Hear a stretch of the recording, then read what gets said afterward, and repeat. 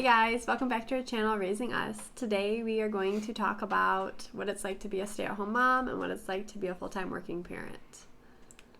The goal for us when we made this video was to reach out to people in the same position as us, or even if it's two working parents, or luckily two stay-at-home parents, if you guys got that deal, that just to hear two perspectives on each side of it, so that everyone can kind of relate and see that sometimes, although you think you might know how the other one's feeling, you don't truly know until you actually hear their thoughts out like this when we made the letters.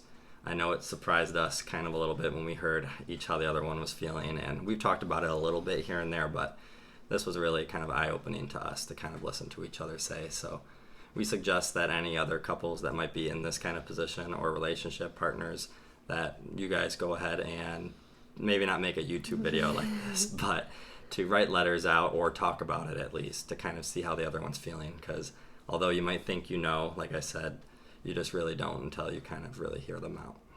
Yeah, it's nice to see it from a different perspective.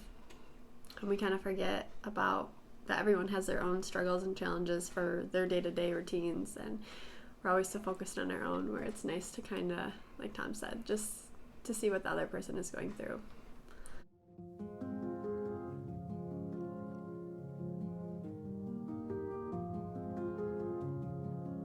Hi everyone, my name's Tom, a husband to an amazing wife and a father to two beautiful daughters. I love my family so much, and I will always do whatever I can for them. That is why I make sure I go to work all that I can for them. As being the main provider, I take great pride that my long work days are going to make my family financially stable. It gives me great value in what I do. It helps give me that I'm needed feeling. Also, going to work gives myself the opportunity to meet different kinds of people and learn different kinds of backgrounds. With working at a hospital, it's usually nice having healthcare types of discussions with my coworkers. With going to work, school, and having a few days off here and there throughout the couple of weeks, I'm also at luck to be able to switch things up, to not always do the same thing, which usually kind of keeps it where I'm not too bored. So overall, everything is pretty positive for being the main provider of my family. That is very easy to say until you weigh the negatives. How can one stay so happy when they want to be home with their family every day, but need to be away at work almost every day? I spend about 50 to 56 hours at school and work every week. Think about that for a second. That's easily more time than I get to be home each week. I'm one of the lucky ones where I actually enjoy my job. Other people live like this and they hate their work. Don't get me wrong. I love when I get home from work and I get to hear a little 2-year-old scream, "Daddy's home." But I would much rather hear her wake up and ask me, "What would you want to do today?" I would much rather be giving my wife a good morning kiss than a goodbye kiss. When I am gone at school or work all day, I try to make sure to cherish and enjoy the last few hours in the day I have with my family. But some nights, that is a lot easier said than done. There are some weeks where the constant waking up early makes me feel very exhausted. This makes me feel as though some days my body never truly wakes up. I get home from work and I get a burst of energy from seeing 3 girls with the most beautiful smiles and 1 crazy dog that jumps with joy to come see me. That's all it is some nights though, a short burst. As soon as things slow down, it's like my body is shutting down, preparing for the next day. I start to feel like a hamster on a wheel, running around doing the same thing, but not really feeling like it's going very far. I would like to tell myself that this doesn't happen, but some nights I just feel out of my own head.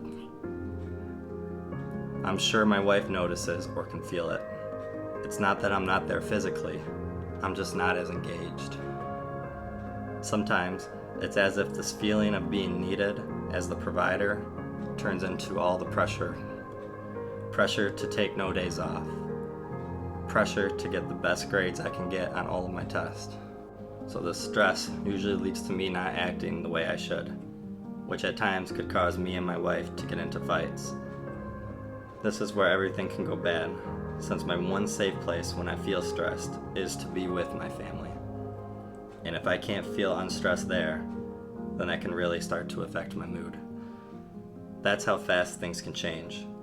I'm sure I speak for most Maine providers when I say, I wish I could be home with my family every day. The funny thing is that I bet a lot of stay-at-home parents probably wish they could go to work for a few days a week. I guess that's why they say you want what you don't have. The constant looking for greener grass.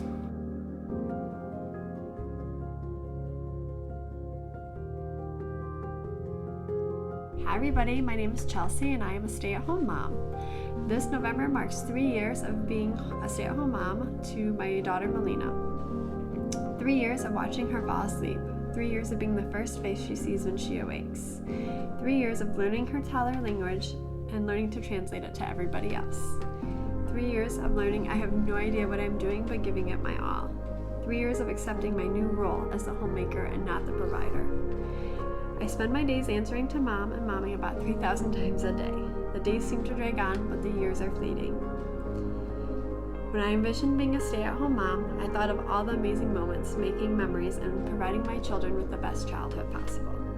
I thought of doing crafts, being silly together, playing, adventuring, and going on fun play dates. Basically, the Pinterest mom. Let me tell you, I have learned that those crafts are only fun first 5 minutes.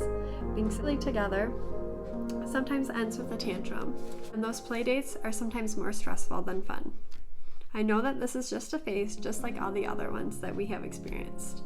I never imagined motherhood to be such a roller coaster. I never envisioned loving someone so much and yet becoming so overwhelmed with them. When Melina was a baby, I would look at her and be filled with so much love and joy that my eyes would tear. I couldn't imagine how challenging the next 2 years would be transitioning into toddlerhood, and I don't even want to think about the teenager years. This motherhood business does not come with a manual, and to be honest, sometimes I feel like I do not know what I'm doing. My role in our family is based on servitude. It is my responsibility to make sure all basic needs for survival are met. Delilah needs to be nursed every 3 hours and soothed continuously. Melina needs constant attention on what she finds interesting and wants to explore. Tending to the house with a never-ending meal prep, cleanup, laundry, and routine cleaning. At times, these demands can feel too heavy. I become overwhelmed and frustrated. Frustrated for feeling like I shouldn't be struggling, but it is hard work to constantly put someone else's needs in front of yours. It is difficult when you have an active toddler who wants to be a monkey and climb everything in the house while you are trying to nurse your baby. At the same time, you are realizing that you are starving and have to pee. Mothers are constantly putting their needs second, third, or even dead last. At times, I know I can take my frustration out on Tom when I am feeling overwhelmed.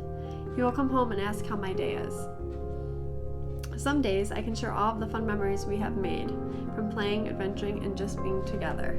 Other days, it all seems like a blur. He can't tell that I have picked up the floor 3 times and finally gave up, or that the screaming tantrum that she is experiencing is the 10th one today. It feels as if we have been busy all day but didn't accomplish anything that was on our list of needing to get done. On the good days, I can't fathom the idea of having to leave my children daily and dread the idea when school comes. It is amazing to be able to watch your children discover something new for the first time, whether it is learning how to roll over or riding a bike. These are truly magical moments. My heart aches in happiness when I catch a moment of pure joy in their face and hear that giggle. I am grateful for all that Tom does to provide for us.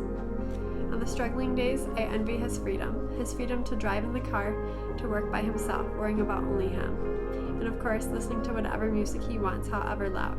Boy, do I miss my car jam sessions.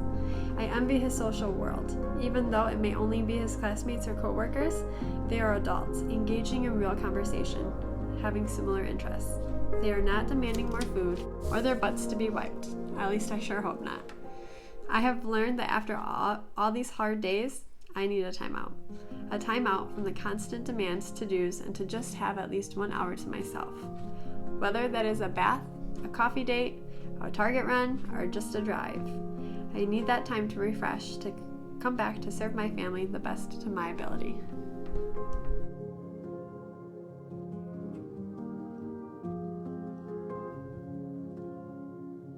I'm sure at this point you're wondering what helps me get through this, and I owe that all to my wife. When I'm gone at work, thank you, Chelsea, for taking care of our children and raising them upright. Thank you for all the dinners you make, laundry you do, dishes you clean, and keeping the house as clean as you can, so that when I'm home, I can enjoy our family time that we have. Thank you for allowing me to be the crazy dad I am to our daughters. Thank you for all of your hard work you do to keep everyone in this family functioning. I cannot imagine how it feels chasing around a toddler all day, stopping her from running, climbing, screaming, all while tending to a newborn and to two animals that want all the attention in the world, while still being able to keep the house in order. I will never be able to thank you enough for all that you do for us, but I do want you to know how much I truly appreciate it. When times get rough, I know I can always count on us to figure it out together. Yes, I do not prefer to be at work as much as I am, but I will always feel better knowing how much of an amazing mom you are to our two daughters when I'm gone. For the working providers out there, keep up the hard work. Yes, times are rough, but remember, this is for your family. When times do get a little hard, work on it together with your partner and your kids, and things should always turn out okay. While I sometimes loathe Tom's freedom, I am forever grateful for his efforts. For the past 3 years, he has worked alongside of going to school. He does his very best to show up and be present with us in the time that we have together, making us a priority. I can't imagine how exhausted he must feel waking up before all of us, and sometimes the last to sleep. I know I do not tell him enough how thankful I am for all that he does for our family.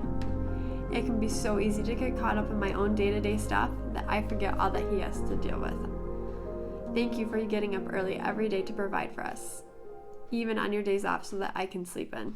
Thank you for your willingness to better yourself with schooling so that our family can become more financially secure.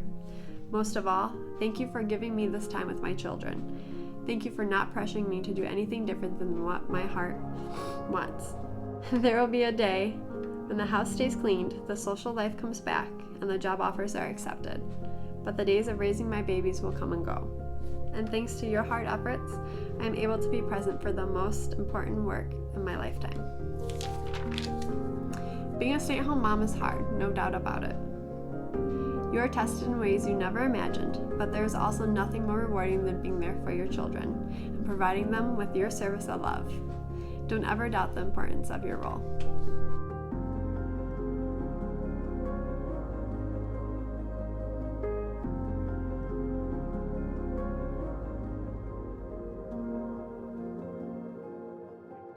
After hearing our letters, hopefully you guys can relate to some things that we have said. We both became emotional reading our letters to each other, and I think it was just a really good experience to understand and learn how the other one feels about certain situations that most everyone goes through. Pretty much no matter what, there has to be one homemaker and one provider for the most cases. Sometimes there's two, but there's always usually one that does a little bit more than the other because that's just how it goes. So it's good to hear how we feel in each other's roles. Yes. Well, thank you guys for watching again. If you guys liked, please subscribe, and also feel free to share this with anyone that you think can easily relate to this who might need to hear it. We are going to try to put one of these videos out once per month on the very first of every month. So December 1st, January 1st, etc. You get the point. And some kind of thing, we're going to call it Message of the Month. And it might not be strictly like two different sides like this, but we are hoping to bring some kind of message out that is meaningful to us. Yeah. Not everyone's going to be parenting or anything like that. There'll be just different topics that we find important and that we think that people can take, get some value from. All right. See you guys later. See you next time.